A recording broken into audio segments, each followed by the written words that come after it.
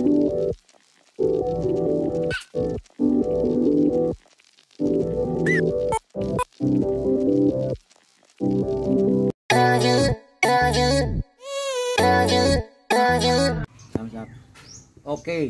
mga kalaben, good morning.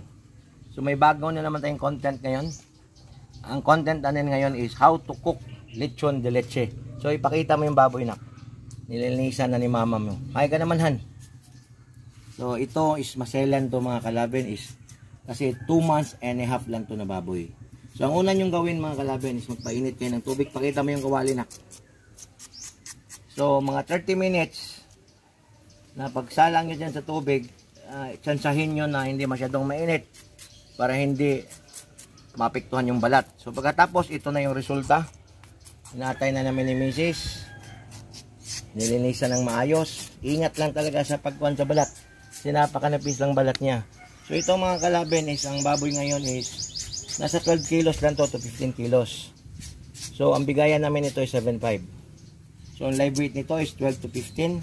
So ito na po, lulutuin natin to siya, ipapakita namin mamaya na hindi po siya bibiglain. So ang content natin is paano lulutuin yung lechon de leche. So ito lang ginagawa ni Mrs. So bubuksan na namin yung tiyan na, at babalik naman yung anak ko, magbibideo mamaya sa pagtatahi at saka pagtutusok ng baboy. So ingat lang, mga kalaben, sa init. Yun ang importante, na hindi mabibigla yung balat para crispy siya. Okay, kita mo na. Bubuksan na namin. Okay, honey. Tirahin mo, mga kalaben. Ito na po yung baboy. Binibiyak na ni Mrs. Pakita mo, Carlen. So ito, mga kalaben, pag bukas na dito, talagang dandahan. Ganyan mo doon ng kunan. So maselan to, mga kalaben, kasi talagang ito ang legit na lechon de leche. So dito na nga. Ingat lang.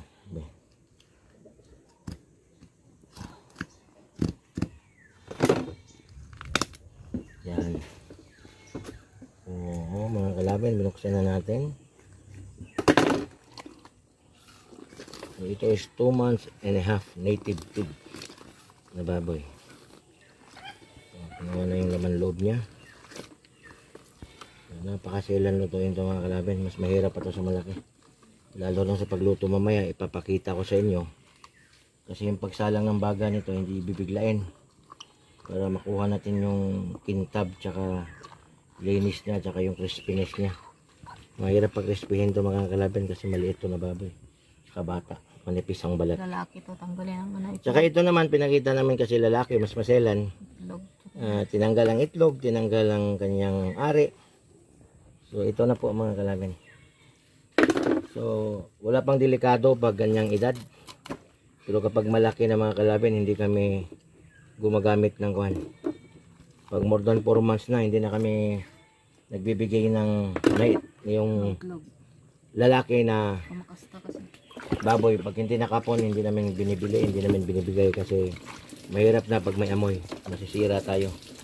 So legit to, 12 kilos na baboy. So na po yung laman loob niya, nililinisan ni Mrs.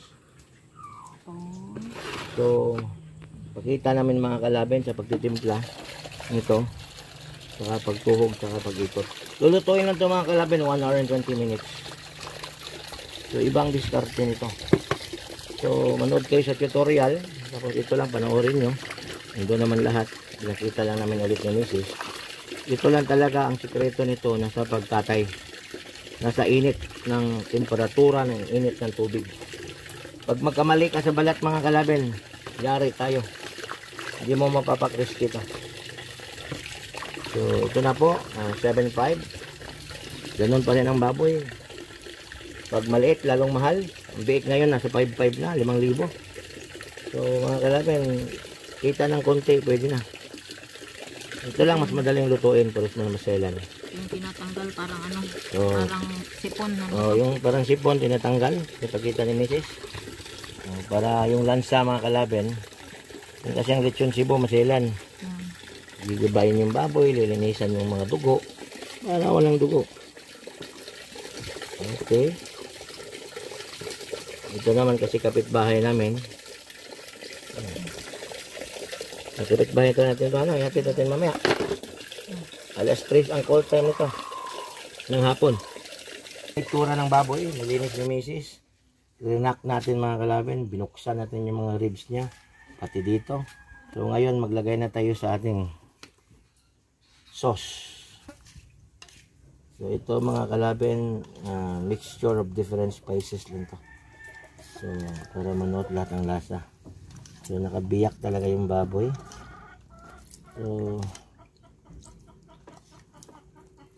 So dyan sa nagtitipid o hindi naman sa nagtitipid, konti lang ang bisita, pwede kayo mag boneless lechon na lang. 4K lang. Nasa 4 to 5 kilos ang cook weight. So ito mga kalabin is talagang buong baboy ito. Okay. Okay. Okay. Massage mo. So ito na mga kalabin. Dating gawin. Okay.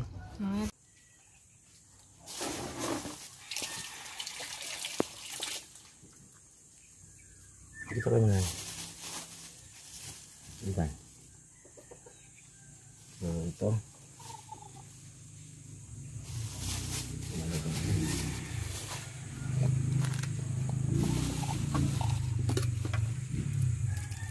Naglagay tayo ng paminta. Okay.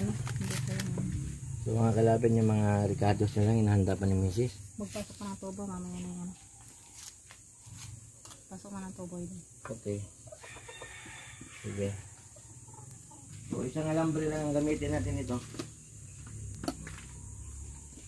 Lutuin na natin ito ng 1 hour and 30 minutes.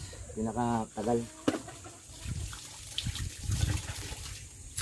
Ito na mga kalabin, tututukin na natin siya. Ang pagbutas ng puwet, dapat katamtaman lang. So ang ginamit nating tubo nito is 1 and 1/2 lang.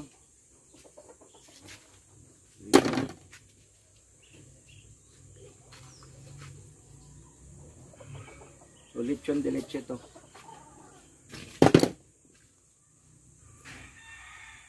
So itali lang yung elambre dyan, nandyan sa tutorial yan.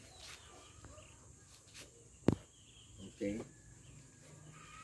Okay, angat konti.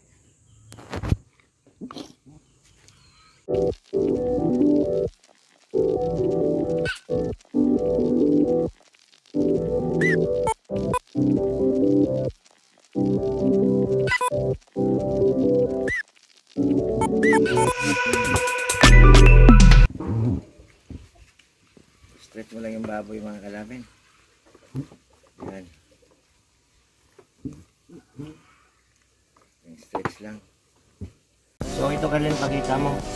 Isang lacking lang tayo dito. Magtimpla na si Mrs.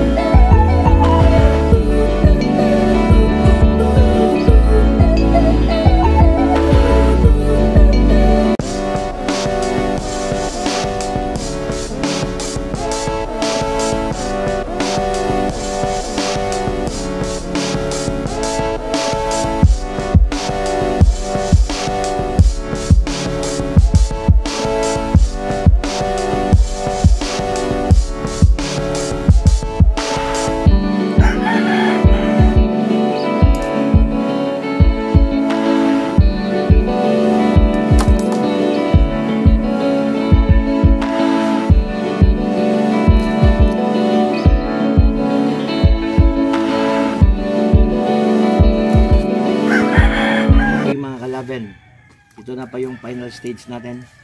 Naglalagay na si Mrs. ng toyo. Si Camel sa katawan ng baboy. So, halos pantay na yung kulay niya. So, ito na pong yung lechon natin. Nalulutuin. Ito naman yung hinahanda natin kahoy tsaka puling. So, in a while mga kalaben, sasalang na natin. So, inantay na lang natin na saktong-sakto na yung init niya. So, yan.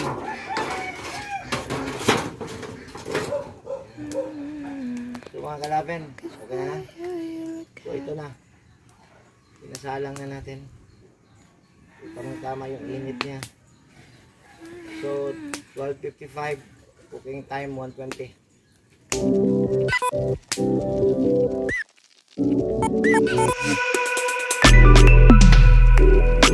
After 30 minutes, so ito na yung itsura ng dilitsyon natin mga kalabin. Ito paano crispy siya. So ingat-ingat lang, hindi tayo magpupukan. Maintain natin yung ito mga kalabin, napakanipis ng balat. Dapat ito pag 2 hours lang para kukunat yung balat. Mahirap na, bata kasi masyado. Napakasarap dito.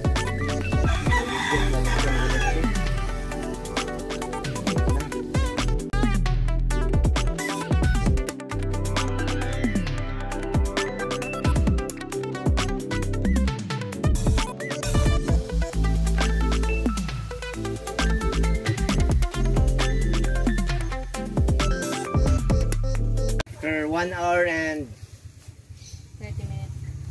20 minutes to ah. So ito na yung itsura natin. So ito na yung finished product. Yan yung mga kalabin. Si Mrs. dyan nag-iikot. Si Bunso naman ang nagkukuha ng video ngayon. So mga kalabin, ito na po yung finished product natin na lechon de leche. 15 kilos live weight. So ito na. Okay. 1 hour and 20 minutes. Dagdagan lang natin kahit mga 5 minutes. We're done. Dito Katrina. So ipapakita na lang namin mga kalabin yung pagbabalot nito. Tsaka lilinisan natin. No? Ito na po yung finished product natin mga kalabin. Madali siyang lutuin lang mga kalabin. Alalay lang. Crispy siya. Kaya 2 months and a half old lang siya. So mga kalabin, subaybayan lang yung tutorial natin. Sigurado, hindi kayo magsisisi sa gagawin yung lechon. So sana mga kalabin may napupulot kayo sa araw na to. So pakita namin, babalik kami mga kalabin sa pagbabalot ng lechon de leche. So legit, lechon de leche. 7.5. Kita mo mga Katrina.